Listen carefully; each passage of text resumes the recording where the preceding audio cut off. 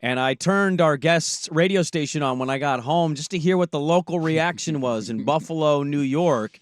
And it was kind of all over the place of opinion and feel, and, it just broken. So let's go to Buffalo now. Our good friend, Chris Bulldog Parker. What a great nickname, the Bulldog, joining us here to kick off the second hour of the show. Chris, good morning. Thanks for hopping on with us. What was your initial thought of Stefon Diggs being traded? Because we had your coworker, Sal Capaccio, on last summer when Diggs was being weird at camp, and we kind of thought, is this a trade him now point? And Sal said, no way, they wouldn't do that.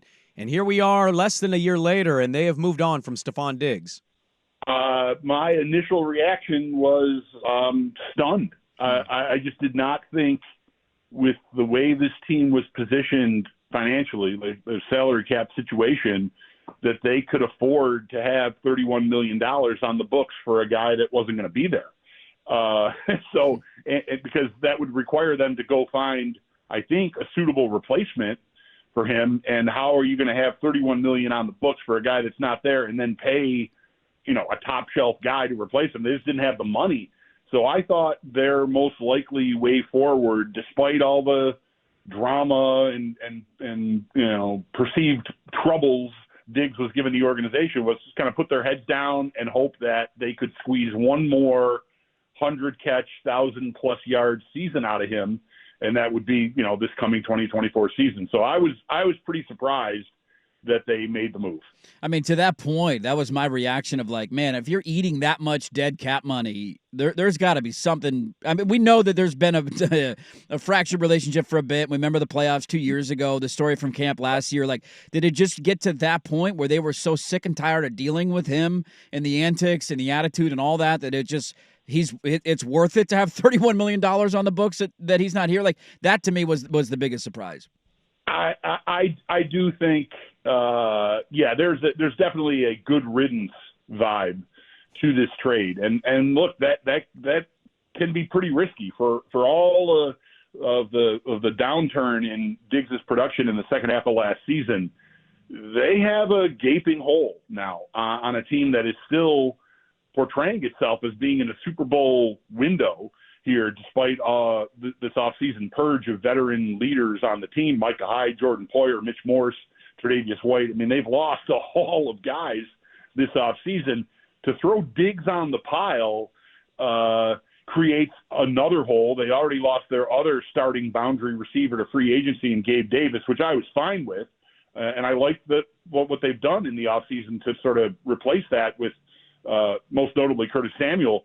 But Diggs, they don't have a ready-made replacement. So what I'm thinking is for them to make this move, I feel like there's another shoe to drop. And like, I don't know how big, is that a big construction worker work boot, or is it a little stiletto? I don't know, but I think another shoe is going to drop here in the form of either some kind of a trade for, say, a Brandon Ayuk or a T. Higgins, that they can structure a new contract for that player to keep the cap hit down this year and then probably get whacked down the road with it, or they're going to package up, well, in part what they got yesterday from Houston, a 2025 second rounder and some other stuff, and move somewhere on the board in the draft. They're at 28 now. That pick could get them maybe into the late teens if they wanted to go really big Atlanta Falcons, Julio Jones style trade. They have the ammo to do it. And I think there's got to be they've got their eye on someone, I think, to replace Diggs, because there's no way to me they're going into the season with this receiving core and whoever's there at 28 as a supplement to what they've lost in this offseason. Bulldog Parker's our guest here of WGR 550, radio host over there in Buffalo. Stiletto, not a very functional shoe, I would say, in Buffalo, New York, so it's got to be a boot. I'm with you on that. I will ask, though, we talked this a little bit at the end of the show. The news broke, and it's like, sometimes in this business you do a show, and it's like, what's your reaction? And you're like, well, I don't have all the information. Give a reaction. Okay, here's the reaction. I saw a guy kind of fall off a little bit. Now, you certainly can make an argument that the offense changed once Dorsey got fired. Maybe they've tried to prove a point. We can win without you, dude. And, oh, by the way, we still can't beat the Chiefs with you. You dropped the biggest pass of the game. I can't speak to the relationships and the inner workings of that organization, but it definitely has a feel that something kind of is looming with them. I think it's as simple as this. Chris, do people in Buffalo trust Brandon Beane? Do they trust him with this roster? Because if you do, I don't know how much panic there really needs to be versus sitting back and just waiting to see what that is. Well, I would like to thank you. This is one of the reasons I was happy to do this, is I thought it might help me set up an idea to talk about on my show this afternoon. And faith in Brandon Beane is absolutely at the top of my list. So thanks for reminding me. I think about these things overnight, and then I wake up in the morning and I sit here and say, what did I think was a good idea? Dude, I know that feeling well. I can relate to that so well. Yeah, except you guys are getting up at 3 in the morning. Yeah, so you tripped a wire for me. Yeah, I mean, I have faith in Brandon Beane. I do think, I don't think we have the full picture yet. If they go through the next few weeks and there isn't a veteran secured to replace Diggs on the roster, and then we get to draft night and we're just hanging out and they get to 28 and they pick a defensive end because the receivers are gone or something, I would tell you that's where my faith in Brandon Beane would be severely shaken, because I think, it's possible that they do that. It's possible that they think they have enough on the roster right now to keep Josh Allen at his rocket-armed MVP caliber self. I don't see it.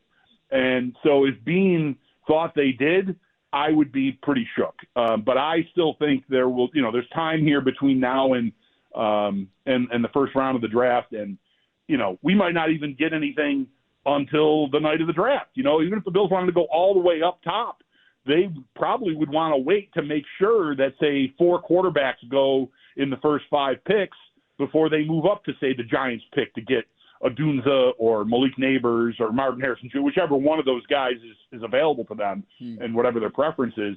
So I think we may be on pins and needles for a few weeks waiting to see what the other shoe is that's going to drop. It's funny. I feel like the cap in the NFL is one of those things that a lot of people talk about, but none of us really understand it, and none of us really know the numbers off the top of our head. Feels and fake. How the contracts work. Like, it's all fugazi. It's all made up, right? Well, yeah. I see this, and I feel like I've heard, and so I want to ask you about it. I feel like I've heard Buffalo's not in a great cap situation. We saw Kansas City have to make a similar decision a couple of years ago. They get rid of Tyreek Hill. They go on to win more Super Bowls, so everybody's feeling fine there. We're kind of seeing it in L.A. with the Chargers. We followed them closely because Herbert's from Oregon. So they got Mike Williams and Keenan Allen making these massive contracts. They're way over the cap, so we got to shed money. We got to go younger. How much of this is just like we got to hit the reset button? Josh Allen, I believe his cap hits like $30 million, and then it jumps to like $60 in 2 years.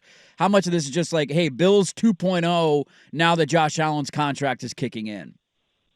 I think that definitely played a part in it. And yeah, man, the cap, it's like on one hand, you'll have people saying, like in the same market, like in our market, oh, the cap's not real. A phrase we hear a lot around here is there's always money in the banana stand. I don't know who coined that.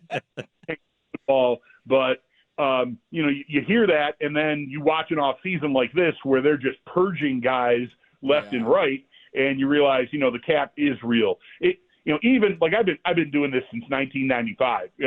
I'm familiar with the salary cap. I've talked to dozens of experts about it. Even with that said, yesterday morning this news breaks. I'm in the middle of my morning workout and I see the news, and my first thought is, how do they have room for $31 million?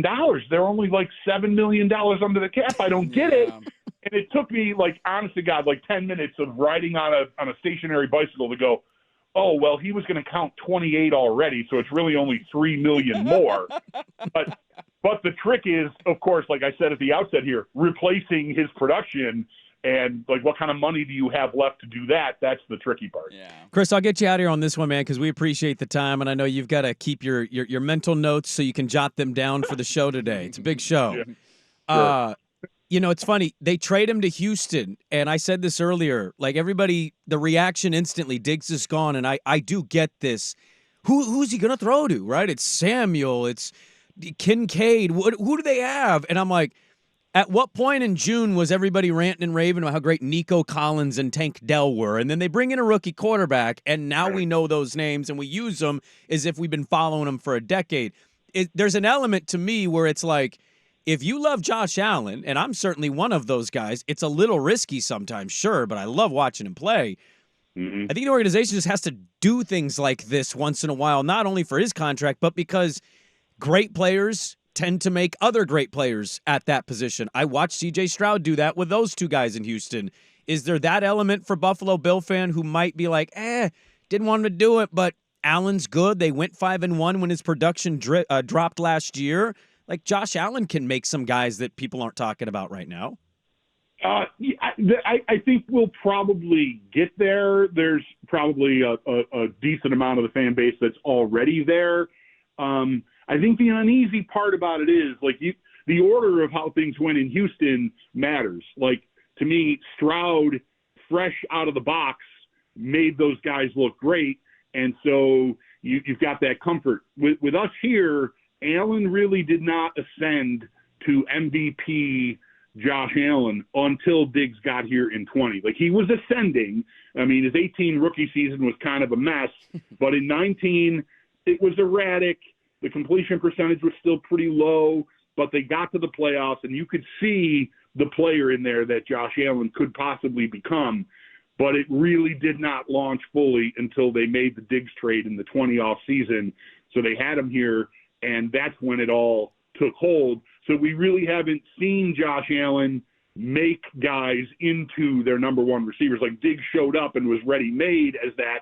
And yes, Allen elevated Diggs' career as well. He was not an all-pro player. He was a very good player and a respected player, but he was not on the top tier of receivers when he got here. He very quickly got there paired with Allen. So we don't have the comfort of watching Allen make those guys yet. So I would say, circling back to something I said earlier, like this draft is huge for Bean, whether it's at 28, whether it's at 15, whether it's at 5 in the draft, or whether it's on Saturday. He is going to have to find guys that work, because if it doesn't, he's going to really be on the hook for shoveling a season of Josh Allen's prime into a volcano. Well, whatever the takes end up being today, Chris, you remind yourself on that drive into work, you could be talking about the Portland Trailblazers instead of Josh Allen and the Buffalo Bills. It could always be worse, okay? That is comforting. Thank you, guys. Appreciate the time. Yeah, there we go. Chris Bulldog Parker, WGR 550 in Buffalo, New York, with some great stuff on Josh Allen and the Bills' trade of Stefon Diggs. Really curious to see what their next move is, man. I know it's interesting from both sides, but who they end up getting, do they trade up? Do they sign somebody? As he mentioned, is there a T. Higgins? Is there a Brandon Ayuk? Is there a follow-up trade that comes with it with other draft capital? Really, Buffalo is one of the more entertaining teams in the NFL. They're one of the more interesting teams in the NFL. I'm really curious to see what their next move is. I also sometimes, I'll say quickly, and then we'll go to the team that can't lose when they need to lose. I was watching some NFL stuff yesterday on the network, and my other takeaway, it's not as simple as this in sports and hasn't been. I just think our constant obsession with like, well, are they going to win the Super Bowl? And I'm like, I mean, who is besides Patrick Mahomes? It's kind of I just think it's kind of becoming a ridiculous thing where everything has to be done within 4 years. When did Elway win his Super Bowl? Last 2 years of his career. And I'm not saying like that's going to be Josh Allen. They might not win anything with Allen. But it's just constantly, doesn't it, year after year, well, they're a Super Bowl team now? And I'm like, they'll get to the playoffs. They've been at least win their division, 4 straight division crowns. Yeah. Seems like a pretty positive thing to me, and hosting a playoff game. And right, you AFC title game. You got to keep running it back, man, when you're this kind of competing. Yeah, with Josh Allen as your quarterback. Yeah, and you tinker and tinker and tinker. And you hope Mahomes, maybe he tweaks an ankle 1 week before, or maybe Allen finally gets over the hump. Or his offensive line gets hurt. The constant Super Bowl stuff, Dirt, it's kind of annoying. I'll just say last note on that because I know we're long. This to me was Brady in his career. He was the outlier, but we used him as the rule. Mahomes is now that. Mahomes is the outlier. He's alone. Yeah. He's on an island by himself. Yes. Everybody else is jumbled together. And you cannot compare people to him. He is one of one. Brady was one of one. Their situations were perfect. Coach was perfect. Organization was perfect. Nobody can compete with that. Compare them to the other guys in the NFL, and they're all pretty evenly matched. Can Josh Allen be Eli? Yes. Can he randomly win a Super How many Bowl or titles does two? Joe Burrow have? How many Right. titles does Lamar Jackson have? Yeah, it's a How many little hard. titles does Aaron Rodgers have? Yeah. How many? You go down the Niners, list. Shanahan, Peyton yeah, Manning yeah. only got his second because he was carried by his defense in Denver. He was terrible that year with the know. Broncos. Like, these guys are the outliers. Stop comparing them to others. All right, shut up.